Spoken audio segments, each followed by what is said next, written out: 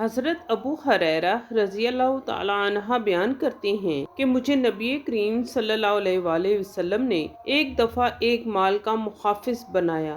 مجھے 3 راتیں ایک فقیر صورت ملتا رہا اور مجھ سے امداد طلب کرتا رہا۔ تیسرے دن جب میں نے اسے پکڑا تو اس نے مجھے یہ کہا کہ مجھے چھوڑ دو، میں تمہیں بہترین کلمات سکھاتا ہوں جو تمہیں بہت فائدہ دیں گے۔